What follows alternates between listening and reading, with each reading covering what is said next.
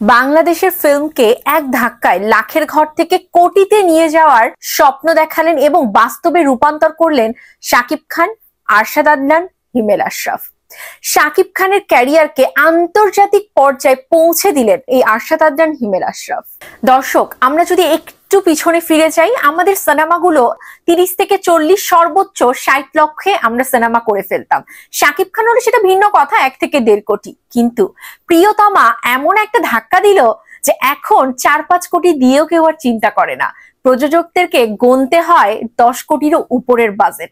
তবে সেটা অবশ্যই শাকিব খানকে ঘিরে সিনেমাটা হতে হবে। আর এই পুরো ব্যাপারটা ক্রিয়েট করলো কে বাংলাদেশের ফিল্ম ইন্ডাস্ট্রিতে? আমাদের শাকিব খান, হিমেল আশরাফ এবং আরশাদ আদনান। তারা পথ দেখিয়ে দিলেন যে শাকিব খানকে ঘিরে দারুণ গল্পের যদি সিনেমা হয়, একটা বিগ ক্যানভাসের মুভি যদি হয়, লার্জার দেন লাইফ এরকম যদি সিনেমা হয়, তাহলে আপনি কিন্তু টাকা ফেরত পাবেন। এই দুটো মানুষ এমন একটা ক্যানভাস তৈরি করলো আমাদের চোখের সামনে, আমরা যেন সেটা থেকে বের হতে পারছি না। আমার মনে হয় এখন যে তুফান হচ্ছে, দরদ হচ্ছে, আরো যে সিনেমাগুলো হবে, সেগুলোকেও কিন্তু এই প্রিয়তমা রাজকুমার দেখিয়ে দিয়েছে পথটা। তারা দেখিয়ে দিল যে শাকিব খানের মধ্যে যে একটা অভিনেতা আছে, একজন কমার্শিয়াল হিরোকে বাদ দিয়ে একটা অভিনেতা শাকিব খানকে হিমেল আশরাফ কিন্তু দেখালেন। শাকিব খান যে নিজেকে কতটা ভাঙতে পারে, তিনি যে একটা ভালো গল্প হলে, একটা গল্পের সিনেমা হলে তিনি যে তার সর্বোচ্চটা দিতে পারেন, এটা হিমেল করে দেখালেন।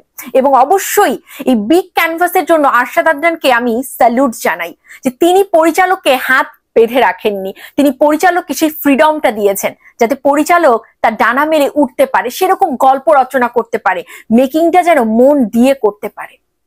দর্শক, সিনেপ্লেক্সের অডিয়েন্স, যেটা কিনা আমাদের জন্য স্বপ্ন ছিল, সাকিবিয়ানদের জন্য স্বপ্ন ছিল, কত বারংবার আমরা হেয় হয়েছি, কটু কথা শুনেছি কিছু সুশীল নামের কুশীলদের কাছে, রাইট? কিন্তু সেই জায়গাটা হিমেল আশরাফ কিন্তু বন্ধ করে দিয়েছে। তিনি দেখিয়ে দিয়েছেন যে সিনেপ্লেক্সেও শাকিব খানের রাজত্ব কায়েম করা যায়। এখন সিনেপ্লেক্স জুড়ে কার রাজত্ব? শাকিব খানের রাজত্ব। দর্শক, শাকিব খান এই নামটা ওভারসিজ মার্কেটে কতটা দাপট সৃষ্টি করতে পারে, ইন্টারন্যাশনালি আমাদের সিনেমাকে রিপ্রেজেন্ট করতে পারে আমাদের শাকিব খান সুপারস্টার একমাত্র, এটাও এই হিমেল আশরাফই করে দেখিয়েছেন। প্রিয় শাকিবিয়ান ভাইরা, আমি তুফানে আমাদের রায়হান রাফিকে অনেক ভালোবাসি, আমি অনন্য মামুনকেও ভালোবাসি, কিন্তু বিশ্বাস করুন, হিমেল আশরাফ যদি তার লাইফে আর কখনো সিনেমা না করে, তবুও তার সাথে শাকিব খানের যে সম্পর্কটা না, এই সম্পর্কটা এরকমই অটুট থাকবে।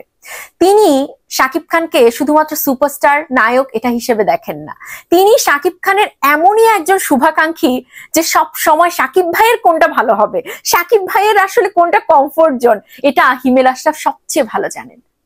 আরশাদ আদনান প্রযোজক, তাকে একটা কথা শুধুমাত্র প্রশ্নটা করতে হয় যে আপনার প্রিয় বন্ধুকে, উত্তর রেডি শাকিব খান। তা আসলে তাদের যে এই দ্বৈরথটা, তাদের যে এত সুসম্পর্কটা, এটাতে যেন কারণ নজর না লাগে, কোনো হিংসা পরায়ণ ব্যক্তির নজর যেন না লাগে। আর আমি প্রযোজক ভাইদেরকে বলবো, এখন আর ওই লাখের চিন্তা করবেন না। 14টা মুভি, 4-5টা মুভি বানানোর চেয়ে সেগুলো টাকাটা এক জায়গায় করে একটা মুভি বানান, বিগ বাজেটের মুভি বানান, যাতে করে আপনার অ্যামাউন্টটা ফেরত আসে এবং নায়ক হিসেবে শাকিব খানকে আন, যদি মানি ব্যাক গ্যারান্টি চান। তো যাই হোক, আশা করি আমি আমার আসলে চিন্তাটুকু আপনাদের সাথে শেয়ার করলাম। এই হিমেল আশরাফ, আরশাদ আদনান এবং শাকিব খানের জুটি এরপরে আমরা আবার কবে দেখবো এটা জানি না। তো এই কথাগুলো আসলে বুকে জমেছিল, একটু শেয়ার করলাম আপনাদের সাথে। আশা করি যদি ভালো লাগে, ফারজানার সাথে একমত হন, তাহলে অবশ্যই ভিডিওটি শেয়ার করে সকলের কাছে পৌঁছে দেবেন। ধন্যবাদ।